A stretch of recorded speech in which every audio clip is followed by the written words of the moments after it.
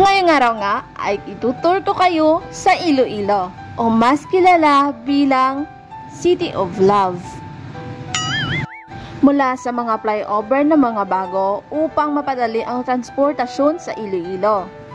Idagdag pa natin ang pagbabike ng mga Ilonggos at ang maganda at maaliwalas na esplanade ng Iloilo.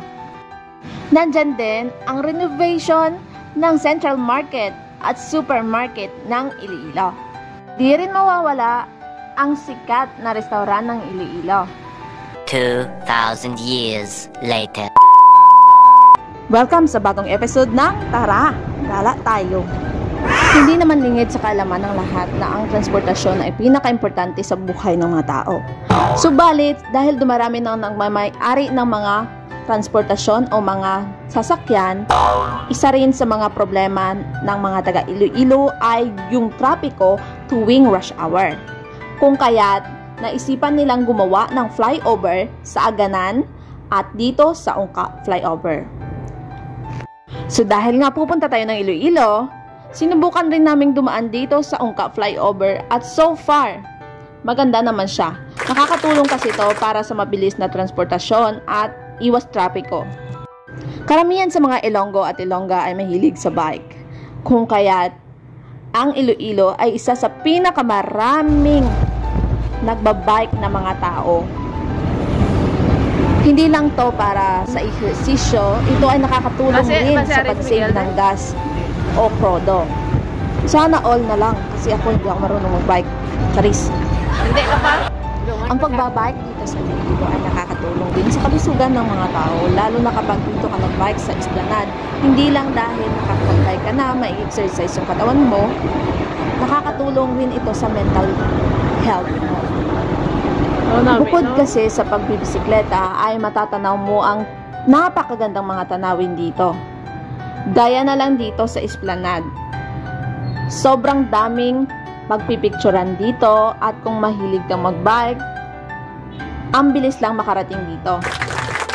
Isa rin sa nagpapadagdag ng kagandahan ng esplanade dito sa Iloilo ay yung magandang tanawin dito na kung saan meron kang background na Iloilo River.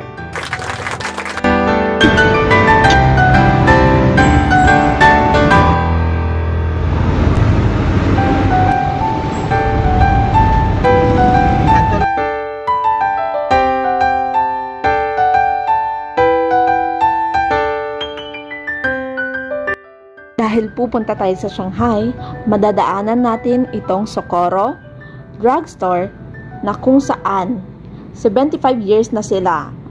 From 1947, noong itinayo ang building na ito and kaharap lang siya ng Unitap of Iloilo.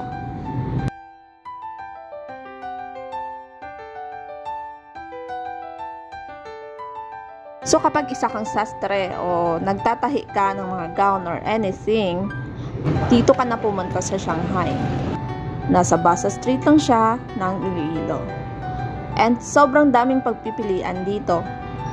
Bukod sa mga karayom at mga lubid, meron din silang mga crown and para sa mga king and queen.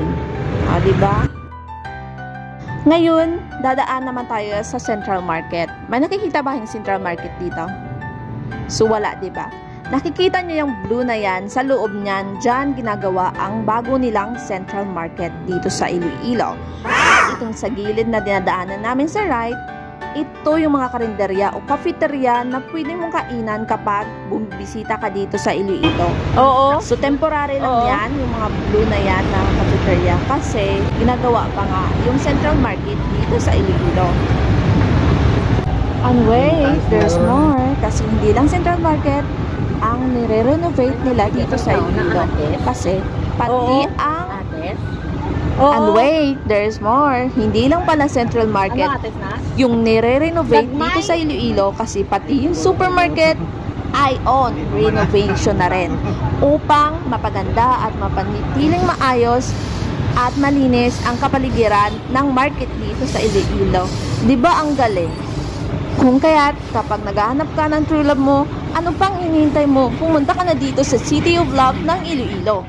At kung napagod ka sa paghahanap ng true love mo, Huwag kang mag-alala dahil merong sikat o isa sa pinakasikat na karinderya dito sa Iloilo or other restaurant. Ito ay ang Beige Restaurant. So ano pang hinihintay mo? Punta na kayo dito. That's all for today's video. At laging tandaan, kahit sa City of Love tayo, huwag kalimutang mag-smile.